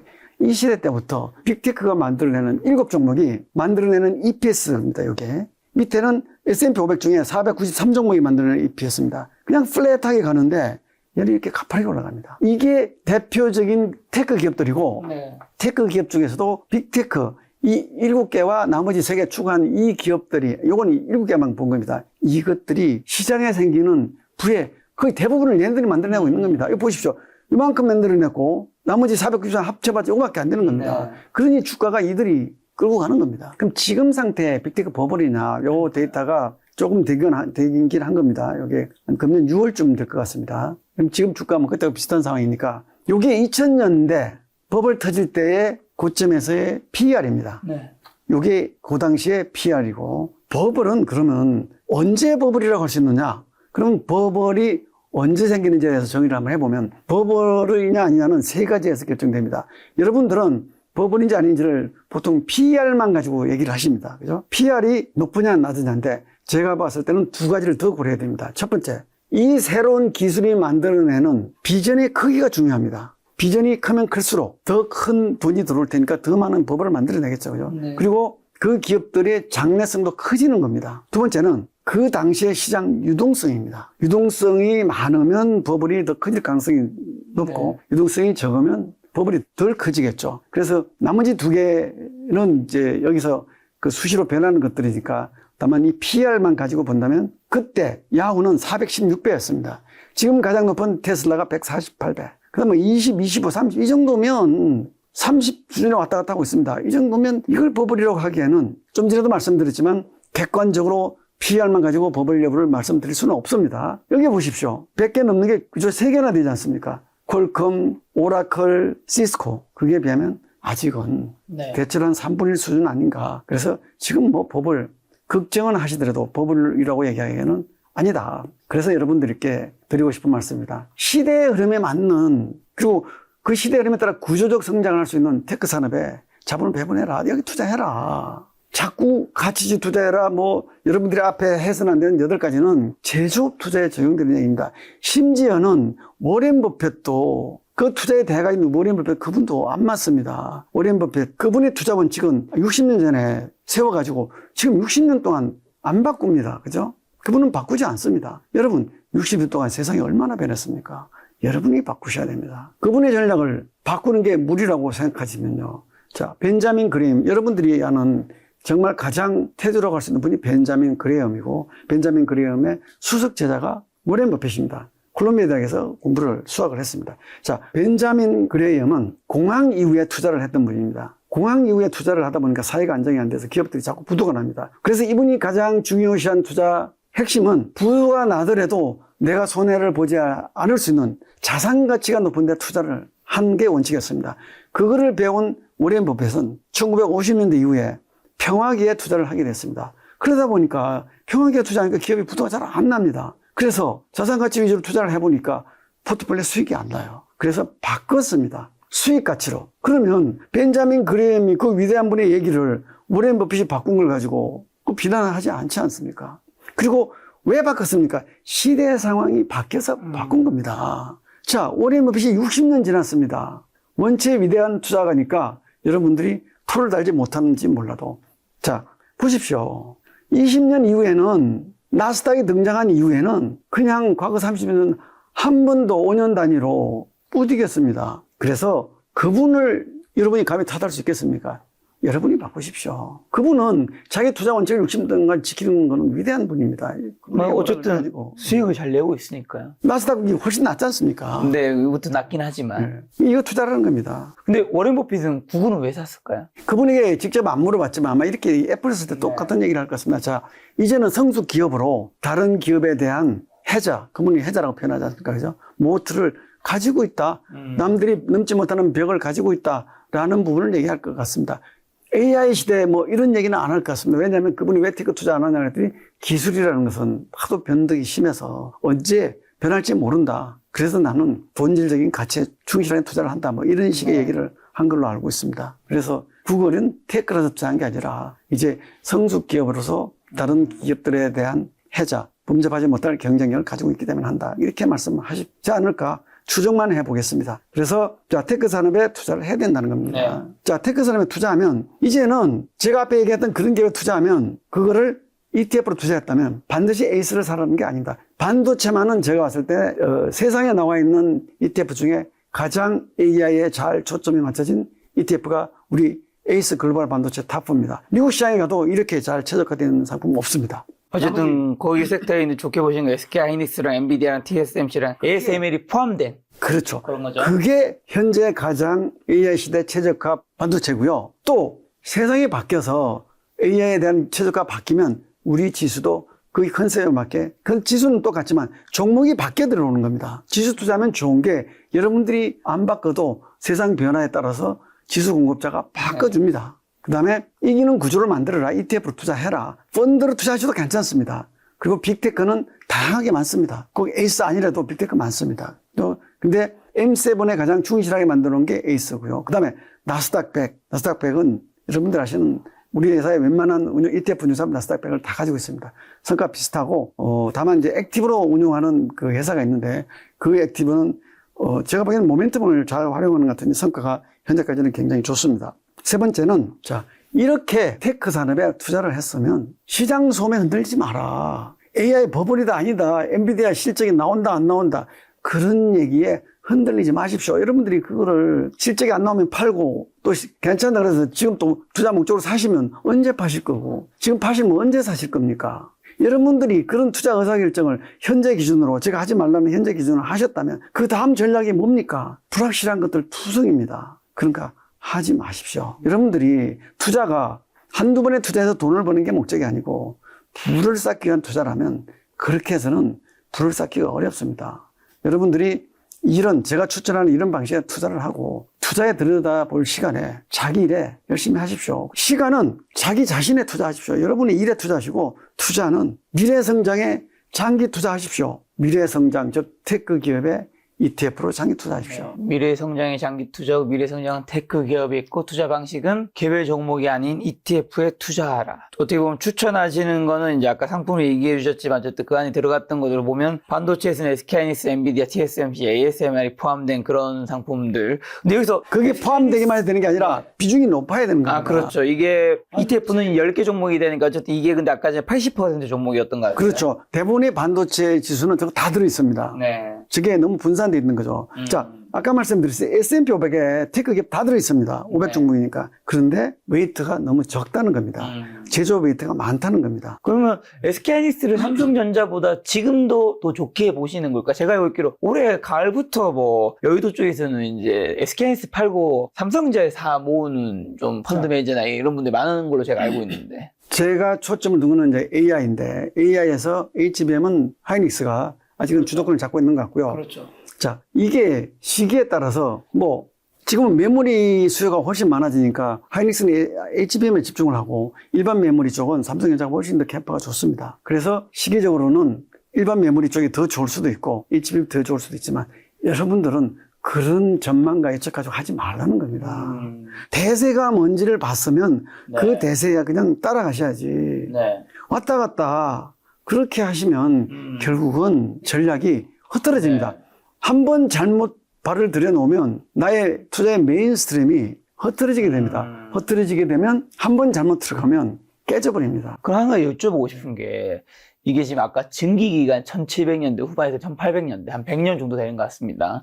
전기는 1880년에서 1990년 110년 그리고 현재까지 오고 있는 거죠. 네, 인터넷은 1990년에서 2000년대 굉장히 핫했고 이게 한 10년 뭐 좀 이어지는 부분도 있는데 AI가 2020년에서 이제 현재 이어지고 있는데 시작은 된 거지만 네. 인터넷은 아직까지 지속되고 있는 거고요. 네. AI가 그때 나왔지만 사실은 HBM이라는 그게 나와서 가능해졌던 겁니다. 여기에 대해서 하나 더 얘기를 드리자면 아까까지 보면 새로운 기술을 활용하는 기업들이 그 시대에 새로운 부를 창출한다고 그러지 않습니까? 그렇죠. 그리고 그 산업을 만들어냈는데 이번에 AI만은 빅테크 기업이 만들어낸 게 아니라고 할 수 있습니다. 즉 뭐냐면 AI 관련 연구가 오래 진행되어 왔지만 사실은 HBM이라는 게 나와서 딥러닝이 가능했고 머신러닝이 가능해서 이 부분은 제가 아주 깊은 전문가 아니니까 오류가 있더라도 이해해 주시기 바랍니다. 오히려 AI 기술을 가속화시켜 버렸습니다. 그렇죠. 그게 무슨 얘기냐면 컴퓨팅, 반도체라는 게 컴퓨팅 할 수 있는 능력인데 컴퓨팅하는 파워 이거하고 메모리 이 두 개가 분리되어 있습니다. 그러면 기존에는 이 메모리하고 컴퓨팅하고 이 관계를 연결해 주는 게 옛날에는 단순 메모리였는데 옛날에는 CPU 시절에는 예를 이렇게 들면 이해가 쉽다고 합니다. 박사가 한 명 컴퓨팅하고 메모리 사이에 있어가지고 어떤 새로운 질문이 나오면 yes, no를 확인하기 위해서 박사가 와서 확인하고 가서 아니다. 그러면 또 다시 와서 그 다음 뭐지? yes, no, yes, no를 계속 해답을 찾아나가는 과정을 거쳤는데 네. 컴퓨팅하는 쪽하고 메모리 쪽입니다. 이 GPU, 즉 AI 쪽은 그렇게 박사가 필요한 게 아니라 예를 들면 중학생, 고등학생 한 100명을 세워놓고 그 100명이 동시에 가서 쫙 가서 물어본다는 겁니다. 이게 맞아, 저게 맞아. 그럼 100명이 동시에 와서 yes, no를 빨리 찾아준다는 거죠. 네. 그러니까 메모리하고 컴퓨팅하고 메모리 사이에 오가는 이 통로가 CPU 시대는 좁았는데 지금 GPU 시대는 하이 밴드위드스 메모리잖아요. 그죠? 하이 밴드위드스 맞죠? HBM. 통로가 넓다는 겁니다. 그래서 이것 때문에 지금 AI에서 필요한 컴퓨팅과 메모리 사이에 오가는 것들은 정말 박사가 필요한 어려운 얘기들이 아니라 단순한 얘기 때문에 통로가 넓은 게 중요합니다. 고속도로가 아주 잘 깔리는 1차선이 아닌 웬만큼 되는 고속도로 4차선, 10차선이 필요하다는 겁니다. 그게 최적화된 게 이건 거고, 자, 그렇다 그러면 AI 학습 시대는 이게 필요하고, 자, 추론 넘어가니까 이거보다 이제 메모리가 많이 필요하다. 이렇게 해서 메모리 쪽으로 다시 넘어간다는 얘기들도 있지만 그런 것들을 일반 여러분들이 공부해가지고 따라가려고 하시면 어렵습니다. 그리고 거기에서 차이 나는 것들 가지고는 그다지 메인은 여기 있다고 저는 생각하는 겁니다. 그래서 여기 있다고 해서 뒤지지 않을 것 같고요. 또 결국은 제가 얘기한 이 세 가지를 투자하고 있더라도 똑같은 질문이 될 수 있을 것 같은데 보면 뭐 어떨 때는 방산이 훨씬 더 잘 나오고 그렇죠. 어떨 때는 원자력이 더 잘 나오고 합니다. 여러분들이 일반 투자가들이 그걸 따라다니기 너무 힘듭니다. 그래서 본진은 이렇게 차려놓고 여윳돈이 있어서 그런 쪽을 조금씩 투자한다면 그거는 뭐 나쁘지 않은 전략이지만 여러분들의 메인은 그냥 여기다 두십시오. 그런 차원에서 좀 전에 질문하신 내용도 똑같은 맥락이라고 볼 수 있겠습니다. 아까 근데 버블을 측정하는 거에서 이제 한 세 가지 정도 말씀해 주신 게 퍼랑, 비전의 크기, 그 다음에 유동성 얘기해 주셨는데 내년에 유동성 그러니까 어떻게 보시는지 궁금해서요. 자, 유동성에 대해서는 굉장히 어려운 게 많습니다. 미국도 지금 유동성이 생각보다 네. 타이트한 것 같고요. 네. 우리나라도 마찬가지인 것 같습니다. 결국 미국 얘기를 하자면 뭐 장기 국채를 누가 사주느냐 하는 부분인데 네. 장기 국채 안 사니까 단기로 계속 안 사니까 단기로 지금 갖다 계속 안겨주고 있는 거거든요. 지금 우리도 그렇고 그럼 금지도 이런 여러 가지들을 복합적으로 생각해야 되는데 유동성이 이런 부분에서는 타이트한 것 같고요.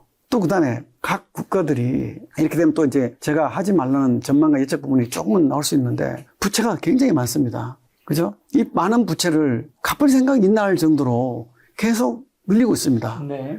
그들은 무슨 생각할지 제가 뭐 알 수는 없겠지만 결국 자본주의 성장 역사를 또 돌아볼 수밖에 없는데 자본주의가 인류가 발명한 가장 효율적인 시스템인데 이게 시간이 지나다 보니까 빈부격차가 굉장히 심해져 버렸습니다. 빈부격차가 심해지면 부자가 많을 것 같습니까? 가난한 사람이 많을 것 같습니까?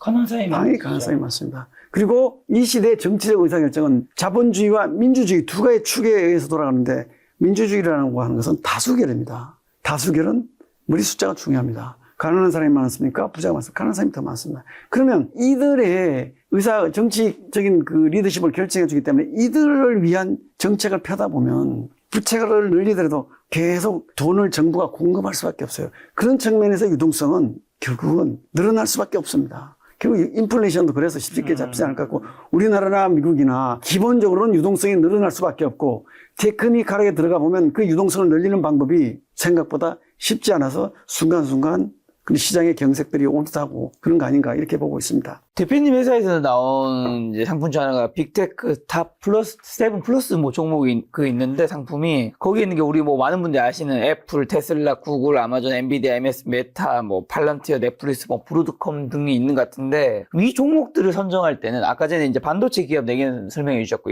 나머지 이 종목들 10개 종목은 이거는 뭐 그 분야에서 시총이 큰 것들 위주로 한 건가 아니면 그 분야에서 다 탑티어라서 이렇게 한 걸까요? 미국 시장에 상장되어 있는 테크 기업들 중에서 네. 시총 1위부터 5위까지는 15%씩 넣습니다. 5개 종목. 네. 그럼 75%가 되죠. 그렇죠. 그리고 시총 6위, 7위는 10%씩 넣습니다. 네. 그럼 합치면 95%가 되겠죠. 네. 그리고 나머지 시총 8, 9, 10을 합쳐서 5% 넣습니다. 네. 그래서 대개 보면 6, 7위가 메타하고 테슬라가 됩니다. 근데 그들이 이제 시총이 바뀌면 리밸런싱 할 때 순서를 또 바꿉니다. 그래서 저희가 계속 알아서 바꿔줍니다. 그럼 그게 어쨌든 그 나스닥에서 아마 시총 순위라는 거잖아요. 네. 그냥 시총 순위로 뭐 1위부터 10위든 1위부터 7위든 이거를 하는 게 그 회사의 경쟁력이 이 시총 안에 다 들어가 있다고 판단하기 때문에 그런 상품을 만드는 걸까요? 이렇게 설명드리겠습니다. 좋은 질문이신데요. 혹시 작가님 투자하고 있어요. 고등학교 때 우수반 있는 고등학교 다니셨어요? 우수반이 있었죠, 제 시대에. 똑같습니다. 우수반하고 똑같습니다. 우수반이라는 것은 자 60명이라고 가정을 하면 60명이 우수반을 딱 만들어 놨습니다. 네. 그 다음에 매월 시험을 봐서 60명 안에 못 들어가면 바꿉니다. 네. 60명이 들어간 사람을 올리고 못 들어간 사람을 빼는 겁니다. 그렇죠. 무슨 컨셉이냐면 우리는 항상 우수한 학생만 데리고 가겠다는 겁니다. 자, 액티브 투자하면 저 밑에서 우수반에 올라올 만한 사람을 리서치를 통해서 골라내는 거예요. 가능성 있는 종목을 찾는 거죠. 그렇죠. 그러다 보면 고르기도 하지만 실패하는 종목이 더 많아서 누적적인 성과를 보면 좋지가 않습니다. 항상 우리는 공부 잘하는 애들만 데리고 가겠다. 네. 뛰어난 애들만 데려가겠다는 겁니다. 여기서 예를 들면 구글이 회사가 망가지면 빼버리는 겁니다. 구글이 뭐 어떤지 리서치 애널리스트한테 물어보지도 않습니다. 그렇게 가는 겁니다. 예. 시총에 굉장히 많은 것이 담겨 있다고 생각하는 거네. 예. 그리고 과거를 되풀이해서 보면 그게 훨씬 더 좋은 판단이고요. 2000년 전에는 애널리스트들의 역할이 굉장히 중요했습니다. 네. 미국 시장의 경우. 왜 그랬냐면 2000년에 미국에 아까 여기 워렌 버핏 성과에서도 좀 똑같은 건데 이분이 2000년 이후에 성과가 나빠진 이유는 아까 제가 말씀드렸죠. 이분은 테크 기업에 투자 안 한 것도 있지만 이때부터 액티브 매니저들의 성과가 급속히 나빠지기 시작합니다. 왜 그러냐면요. 2000년에 미국에 중요한 법이 하나 생겼습니다. FD법입니다. FD. Fair Disclosure. 무슨 얘기냐면 우리말로 하면 공정공시. 모든 기업의 정보는 동시에 모든 사람이 알 수 있게 공개하라는 겁니다. 우리나라는 이게 언제 적용되는지 아십니까 혹시? 우리나라에 이게 구체적으로 적용된 거는 한미약품 사태입니다. 한미약품이 특허로 매년 5천만 불씩 받기로 했던 거. 그 계약을 MOU과 계약을 체결하고 1년간 글로벌 그 제약회사에서 임상을 해봤더니 아니라는 게 먼저 회사에서 알고 그쪽 담당하는 분이 아는 친구들한테 얘기를 안 준 거죠. 진짜 잘하는 친구한테만. 근데 그 사람에게는 또 자기가 중요한 진짜 친한 친구한테만 얘기해주고 이게 돈인데 금방 번져나가죠. 그래서 미리 팔았죠. 그리고 어떤 친구들은 뭐 공매도도 했을 거다 빌려다. 그때는 공매도가 좀 허용됐을 때거든요. 그 나중에 발표하니까 주가가 폭락하니까 그건 뭐 잡아내기 쉽지 않습니까? 그 며칠 전에 판 사람들 그리고 그거 가지고도 증거가 안 되니까 그 정보를 유출한 사람 그 회사 내부 그 사람의 핸드폰 다 까면 누가 통화했는지 다 나오는 겁니다. 애널리스트 매니저. 그래가지고 그 대상이 된 사람들 핸드폰 다 깠어요. 굉장히 살벌해졌죠. 그리고 또 하나 더 있었습니다. CJ 엔터테인먼트, CJ ENM이라고 있습니다. 그 기업이 컨센서스가 실적 나오기 전까지도 뭐 300억인지 얼마인지 하여튼 플러스였는데 거의 적자가 나왔습니다. 근데 보니까 실적이 나오니까 이미 판 애들이 또 있어요. 이 두 번에 걸쳐서 그 기관 자금을 운영하는 매니저들이 조금만 의심스러우면 핸드폰을 가서 까는 겁니다. 그죠? 핸드폰 깐다는 거는 내가 그 일에서만 자유로워서 되는 게 아니고 엄청난 이건 내 사생활 다 들어있잖아요. 그러니까 그다음부터는 감히 엄두를 못 내는 겁니다. 그리고 구속시켜버리는 거거든요. 그래서 액티브 매니저들이 그죠? 워렌 버핏도 이 시점 그 전에 이분이 뭐 회장들 만나서 얘기 듣고 투자하셨을 뿐은 아니지만 이때부터 액티브 매니저들이 성과를 내기가 어려워졌습니다. 네. 그리고 패시브에서도 팩트 투자 이래가지고 네. 액티브 투자가들이 뭐 하는지를 공부를 다 해서 네. 체계화 시켜버렸고요. 그러면 이제 이 연율화 성과에 하나만 더 질문 드리고 마지막으로 가면 이게 이제 30년 전부터 이제 나스닥이 나오면서 이렇게 성과가 되게 좋았잖아요. 근데 이제 어쨌든 근데 이게 과거잖아요. 네. 이게 과거에 이랬다 해서 미래에도 그렇게 된다라는 이제 보장은 사실 없는 거잖아요. 아, 좋은 지적이십니다. 네, 예를 들면 어떤 개별 종목이 엔비디아가 예를 들면 한 종목 있는데 여기서 이제 매년 뭐 20%, 30% 딱 여기 했어요. 그러니까 내년에도 좋을 것이다. 이거는 이제 그럴 확률도 있지만 아닐 확률도 있는 거잖아요. 아주 적절한 지적이시고 네. 이 얘기를 안 하고 넘어갔으면 투자가분들이 굉장히 궁금해했을 것 같은데 저희는 빅테크 탑 7이든 반도체 탑 4가 종목이 정해져 있는 게 아닙니다. 그죠? 그렇죠. 그 기업들이 경영이 뭐 부진했던 뭐가 하여튼 잘못돼서 성과가 부진해지면 바꿔버립니다. 네.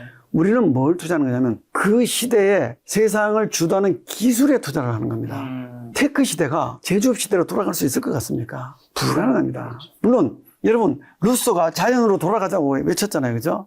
돌아갔을까요? 챗GPT한테 물어보십시오. 루소가 자연으로 돌아갔는지. 물론 이제 자연으로 돌아가라는 얘기는 굉장히 상징적이고 많은 얘기를 포함합니다만 여러분들이 이해를 돕기 위해서 한 얘기뿐이고요. 다시 제조업 시대로 돌아간다면 이게 다 무망해질 수 있겠지만 농업 시대에서 전기기관, 전기, 제조, 그죠? 그리고 지금 테크로 넘어와서 여전히 농업은 필요합니다. 여전히 제조업은 필요합니다. 그렇지만 세상의 흐름을 주도하는 거는 농업으로 돌아갈 수가 없는 겁니다. 그렇죠. 이 전으로 갈 수는 없는 거죠. 그렇죠. 불을 쓰기 전으로 갈 수도 없는 거고. 네. AI보다 새로운 기술, 예를 들면 뭐 양자다 그러면 저는 양자에 대해서 좀 이해해 보려고 노력을 많이 했는데 참 어려워서 깊이는 말씀 못 드리겠지만 이런 기술이 나와서 또 세상을 바꾼다 그러면 이게 AI가 아닌 양자로 가야 되겠죠. 양자와 AI가 같이 공존할 수 있는 건지 없는 건지 제가 좀 그 부분에 지식은 부족하니까 만약에 대체하는 거라면 그때는 AI가 아닌 양자로 가야 되겠죠. 이 다음에 나올 수 있는 테마 중 하나로 양자 또 말고는 다른 게 뭐 있을까요? 저는 생각할 때 양자를 우리 강사도 초빙해서 몇 번 강의도 해보고 들어보고 많이 책도 좀 읽어보고 유튜브도 보고 했는데 언젠가는 가능할 수도 있는 기술일 것 같습니다. 근데 너무 막연하고요.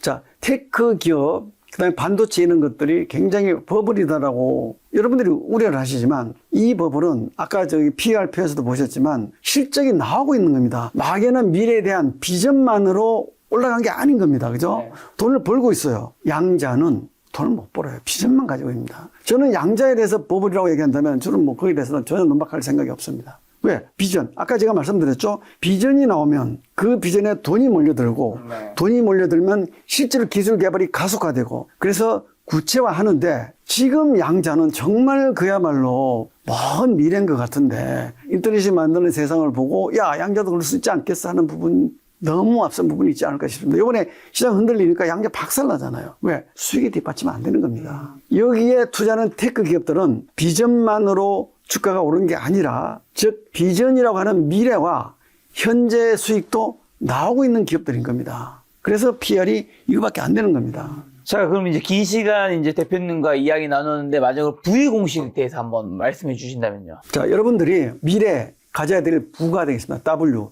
웰스, 퓨처 웰스가 되겠습니다. 네. 는 어떻게 만드는 거냐면 여러분들이 P는 지금 투자하는 금액입니다. 한 번만 할 수도 있고 적립식으로 매번 계속 늘려갈 수도 있습니다. 이게 너무 작으면 안 되겠죠. 그죠? 그렇죠. 아무리 투자 수익률이 좋고 복리 오래 가더라도 그래도 그래서 근로와 사업 소득이 높아야 되는 거죠. 가능하면 많은 금액을 투자하는 겁니다. 네. 제가 직장 다니시는 분들한테는 젊은 분들한테는 야 30% 해라. 내가 버는 거에 30%? 30% 투자할 돈이 어디 있습니까? 다 그렇게 얘기합니다. 그럼 무슨 순위 바꿔봐. 투자부터 하고 써봐. 그것도 어려운 얘기인 거 제가 알고 있습니다. 곱하기 1 플러스 R은 뭐냐면 연평균 수익률입니다. 이 R이 가장 중요합니다. 자, 여러분들은 매번 투자할 때마다 현재 기준으로 이 높은 R을 찾기 위해서 혈안이 되어 있습니다. 네. 제가 여러분들에게 드리고 싶은 오늘 이 이야기의 가장 중요한 포인트입니다. 지금 이번 투자로 높은 수익률을 내주는 R을 찾지 마라. 지금 높은 수익률이 아니라 네가 타겟을 하는 그 수익률을 지속적으로 내줄 수 있는 R을 찾으라는 겁니다. 한 번이 아닌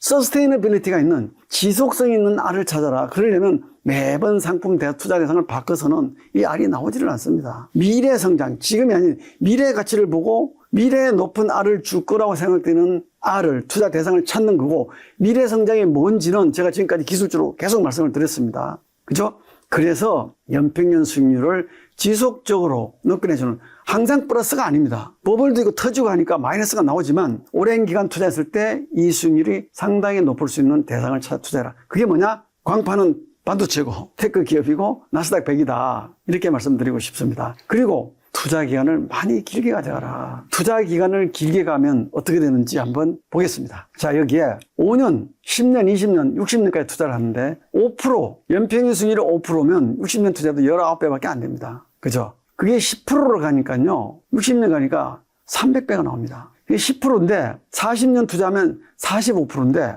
거기서 10년 더 하면 얼마가 늘어납니까? 거의 뭐 3배가 늘어, 2.5배. 그런데 20년 더 늘어가면요. 거의 8배가 나옵니다. 7배가 나오네요. 그죠? 이게 기간이 갈수록 같은 10년이 그냥 같은 배수를 늘려주는 게 아니라 기하급수로 늘려주는 겁니다. 그리고 투자 수익률 차이가 엄청난 차이를 또 내주는 겁니다. 제가 여러분께 드리고 싶은 말씀은 나스닥 100에 투자해도 연평균 15% 나온다는 얘기를 하고 싶습니다. 뒤에 있는 건 프로인가요? 배인가요?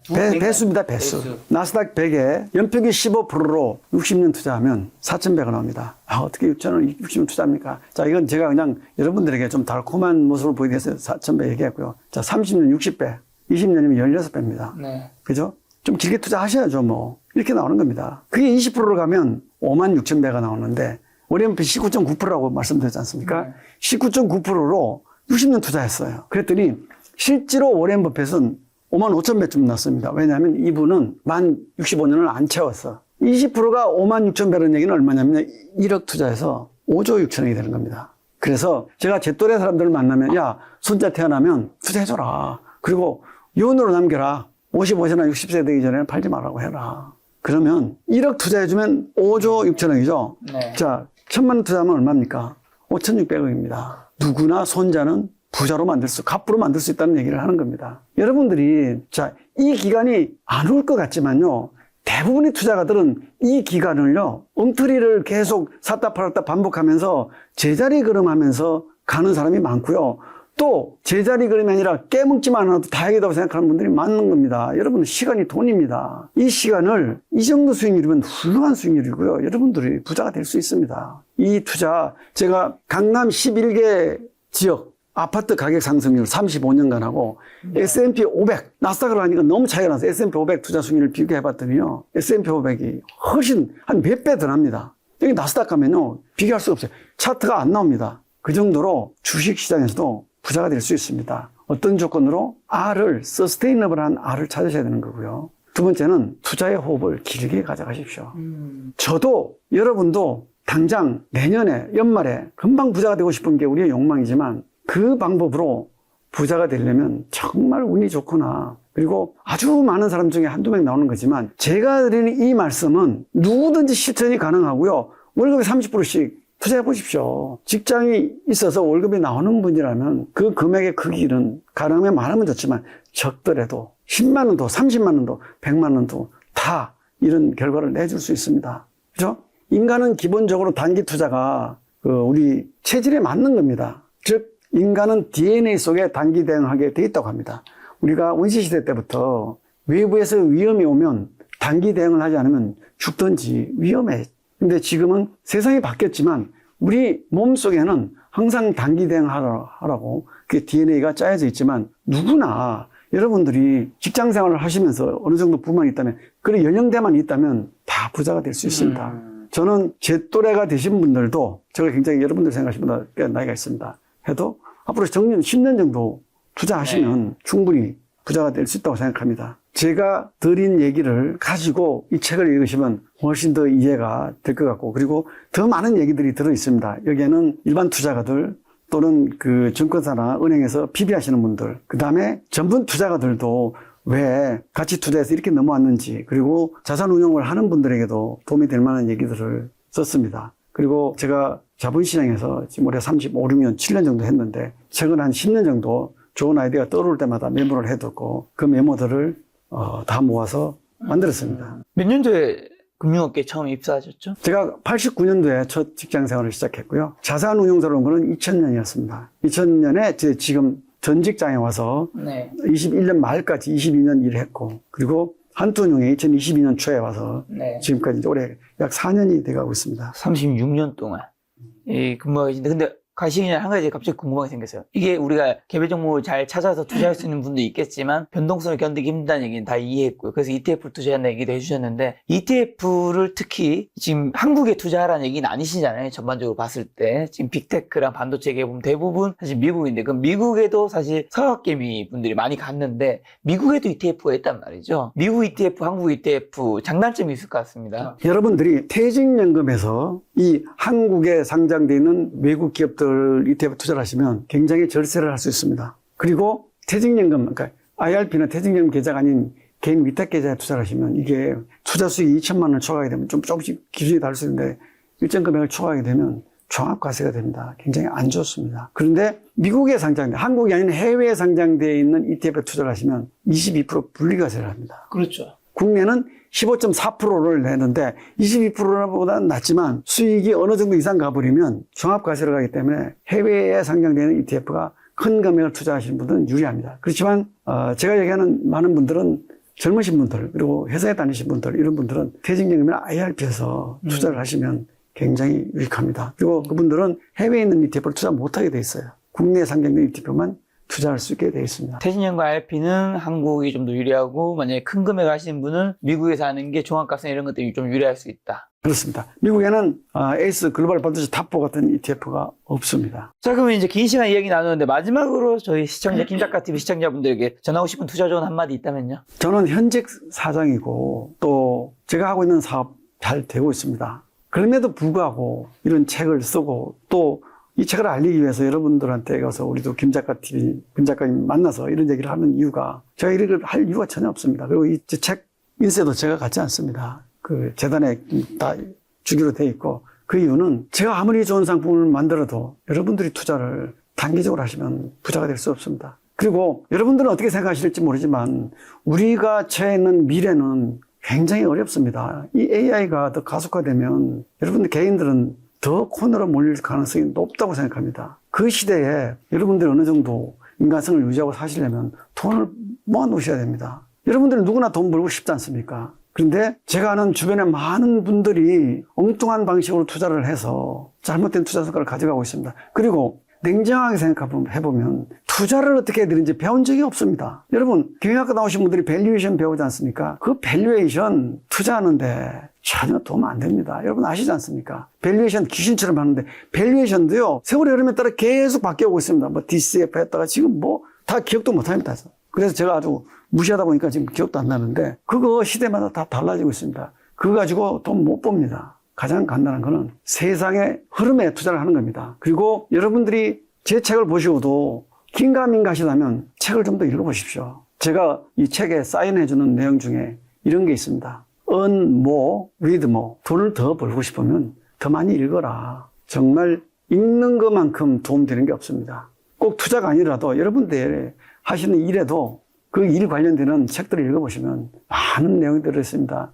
제가 이거 책 처음 썼는데 써보니까 책을 한다 쓴다는 거는 제 자존심도 걸려있는 문제고 엄청난 많은, 저는 그렇습니다. 사람들이 이 책에 대해서는 굉장히 논란이 될 만한 얘기들도 많이 있습니다만 저는 몇 번의 수정도 했고 최선을 다해서 제가 생각하는 것들을 녹였습니다. 저를 위해서가 아니고 읽는 분들을 위해서였습니다. 제가 한통령 와서 기업에 우리 회사의 한통령 비전도 바꿨습니다. 회사가 돈 버는 게 아니다. 고객가치 추구, 고객이 돈을 벌게 해보자 하는 생각입니다. 여러분도 아시겠지만 한국이 ETF 아버지라는 얘기를 하고 있습니다. 그리고 아시는 분들겠지만 우리나라 ELS도 제가 처음 이 시장에 들여놨습니다. ELS 처음 들여놓을 때 여러 가지 논란이 있었는데 장애파생상품 취급 인가 제도라는 게 저 때문에 나오게 됐고 그렇게 해서 시장에 나름대로 좋은 상품을 내봤지만 ELS도 좋은 상품이긴 한데 이거를 공급하는 쪽에서 너무 자기 이익에 치우중을 하다 보니까 그 한 번씩 사고를 쳐서 고객들을 많은 돈을 앗아가기도 하고 마음이 아픕니다. ETF도 단기 매매를 하시다 보니까 아무리 좋은 상품을 줘도 돈을 못 버는 부분이 안타까워서 그 부분을 여러분들에게 꼭 전달하고 싶습니다. 여러분, 여러분의 인생은 운에 맡겨서 운이 좋으면 벌고 운이 나쁘면 안 벌어도 되는 그런 인생이 아니지 않습니까? 여러분 인생 소중한 겁니다. 저는 여러분들이 반드시 부자가 될 수 있는 그 방법을 그리고 주식 투자 공부 안 해도 돈을 벌 수 있는 그 방법이라고 생각해서 쓴 내용입니다. 꼭 여러분들이 책을 읽고 실천하셔서 여러분들이 한 20, 30년 후에 오늘을 꼭 기억하시기를 바랍니다. 네, 대표님과 긴 시간 이제 인터뷰 나눴는데 대표님이 해주신 핵심 메시지는 AI 빅테크 시대는 지금 버블 논란이 있지만 앞으로 계속한다. 그리고 하지만 그 변동성 속에 여러분들이 버틸 수 없기 때문에 가급적이면 ETF로 투자한다면 아까 보여주신 연봉률 수익률로 가면 누구나 투자로 부자가 될 수 있다. 오늘 만난 손님 배재규 대표님이었습니다. 지금까지 소중한 시간 함께해 주셔서 정말 감사합니다. 오늘도 김 작가였습니다. 고생 많으셨습니다. 반갑습니다.